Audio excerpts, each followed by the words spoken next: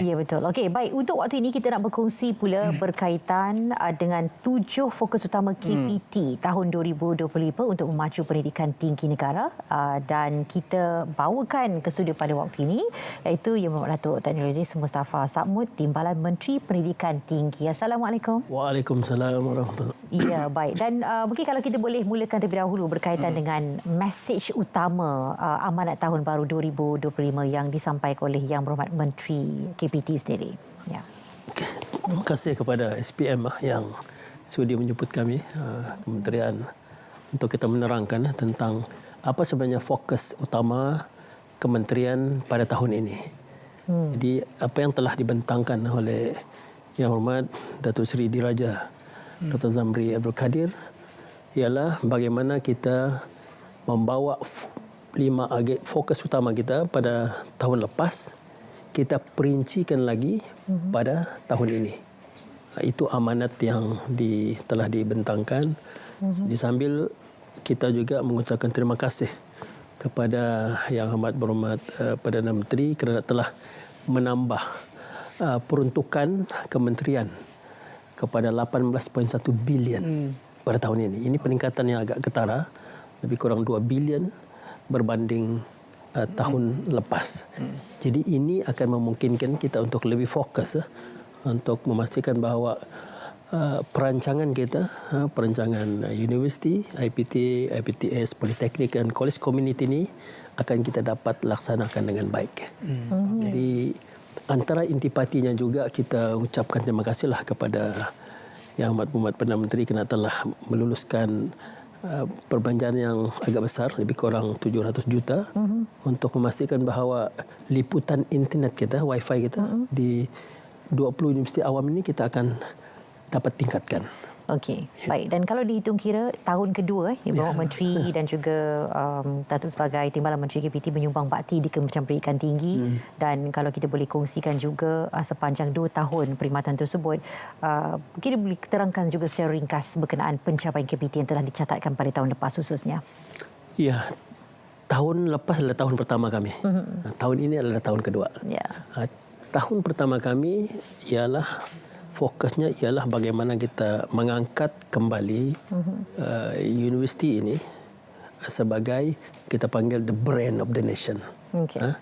Sebab ini adalah kunci utama untuk pembangunan negara. Jadi kita kembalikan peranan universiti itu sendiri dan memastikan kita dapat melahirkan bakat-bakat terbaik di negara ini. Dan kita memberi keyakinan kepada masyarakat di luar sana bahawa pendidikan tinggi ini penting. Sebab sebelum ini berlaku, terutama selepas post-COVID, kita dapati bahawa masyarakat, terutama ibu bapa, merasakan mereka tidak perlu lagi melanjutkan pendidikan ke peringkat tinggi. Sebab anak-anak mereka sudah boleh buat mencari sumber. Itu timbulnya gig ekonomi selepas COVID. Jadi itu yang menyebabkan lebih kurang 300,000 pelajar kita sebelum yang tidak mau melanjutkan ke pendidikan tinggi. Jadi penekanan kita tahun lepas, kita angkat kembali tentang bagaimana pendidikan tinggi ini boleh menjamin masa depan mereka. Dan saya fikir itu agak berjaya dengan pelbagai program yang kita buat.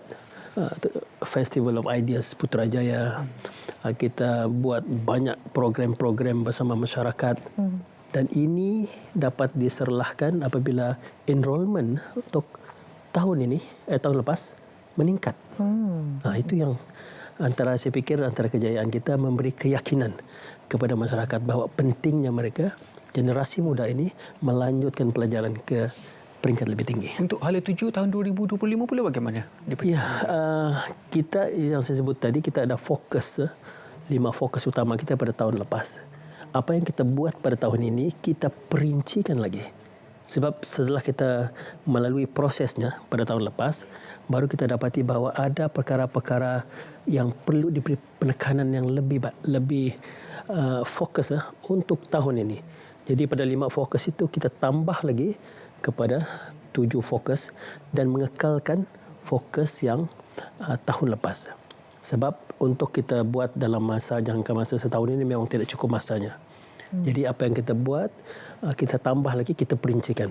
Kali ini 7 fokus itu kita tambah lagi dengan signature program kita. Setiap fokus itu ada programnya. Jadi kita dalam lebih kurang 20 program yang telah kita perincikan, kementerian telah perincikan, dan ini akan dikongsikan dengan semua universiti-universiti kita untuk mereka laksanakan di peringkat institusi masing-masing. Itu yang antara yang kita telah buat.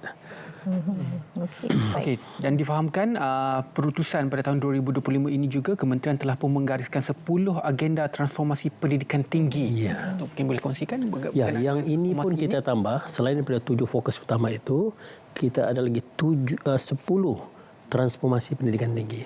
Antara yang saya nak highlight pada pagi ini ialah bagaimana kita mau mentransformasikan politeknik dan college community ini.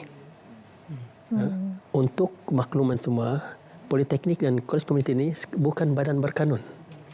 Dia aktanya masih lagi dengan Kementerian Pendidikan Malaysia. Jadi pada tahun ini kita akan cuba supaya kita akan buat aktanya sendiri supaya kita boleh pastikan bahawa politeknik dan college community ini kita dapat pertingkatkan seperti juga universiti. Sekarang ini kita terkekang dengan akta-akta yang ada. Jadi ini memerlukan satu transformasi yang agak besar, dan saya sendiri diberi peranan oleh yang beberapa menteri untuk mencari formula bagaimana kita mentransformasikan politeknik dan college community ini supaya dia standing dengan politeknik yang ada di luar negara. Ya, baik, dan kita tahu Pelan Pendidikan Tinggi Malaysia PPTM telah berakhir pada tahun lalu, dan terkini sudah pasti pihak kementerian dan juga merangka pelan terkini bagi 10 tahun yang akan datang pula. Jadi kalau kita boleh berkongsi juga berkenaan dengan pelan terbabit? Ya, Pelan Pendidikan Tinggi Malaysia ini kita telah buat tahun lepas, dan saya agak kagum dengan prestasi yang telah dibuat oleh tim ini, di mana hanya dalam masa 6 bulan mereka dapat menghasilkan satu pelan pendidikan tinggi yang agak komprehensif dan dia melakar untuk 10 tahun akan datang. Dan kita juga ambil kira semua polisi-polisi dan dasar kerajaan yang sedia ada. Jadi antara yang sebut saya selalu sebut bagaimana nantinya kita mau supaya mahasiswa kita ini bukan hanya sebagai job seeker, tapi mereka sebagai job creator. Jadi kita mau melahirkan dalam 10 tahun ini, kita mau melahirkan ramai usahawan-usahawan yang berjaya di negara ini. Itu antaranya, dan kita mau pastikan bahawa semua kurikulum kita mesti didasari oleh teknologi terkini. Kecerdasan buatan, AI, digitalisasi dan semua yang berkaitan supaya mahasiswa kita akan dapat tersedia untuk keperluan industri.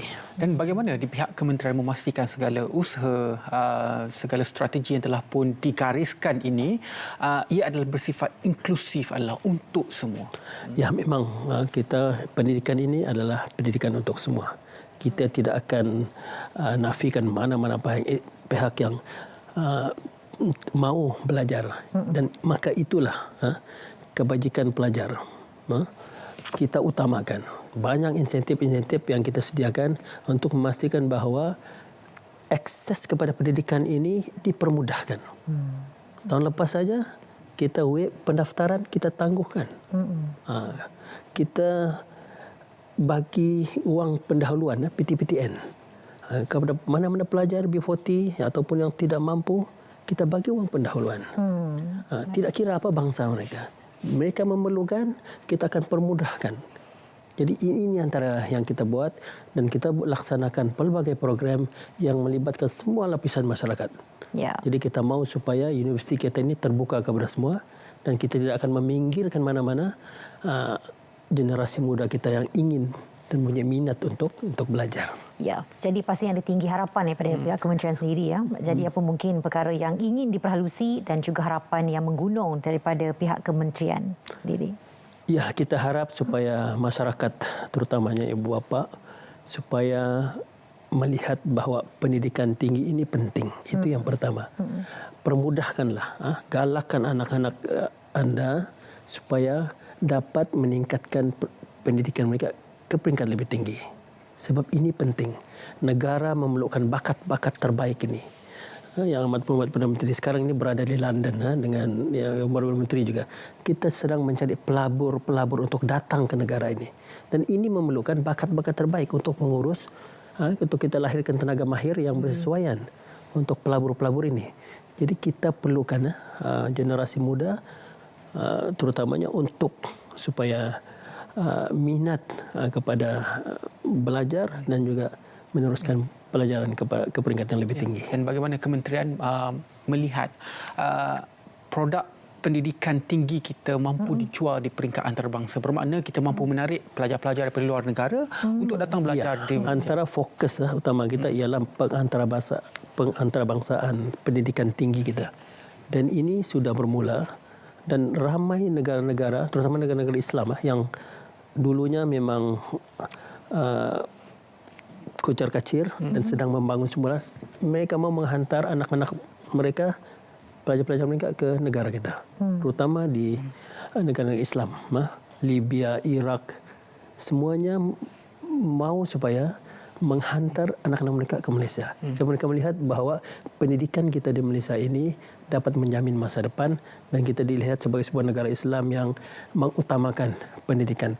Jadi kami di peringkat pendidikan tinggi amat memang sedang menyediakan prasarana supaya memastikan bahawa ramai pelajar-pelajar antarabangsa akan datang ke sini untuk kita kongsi tentang modul pendidikan tinggi kita kepada mereka. Kita optimis mana semua itu akan berjaya pastinya dan telah dilakukan banyak perancangan untuk 7 fokus utama mereka tahun 2025 dan sama Ujaya juga pada dan pada tim untuk kementerian sendiri, semoga segala yang dihasratkan dan difokuskan akan mencapai matlamatnya. Terima kasih. Terima kasih banyak, Datuk.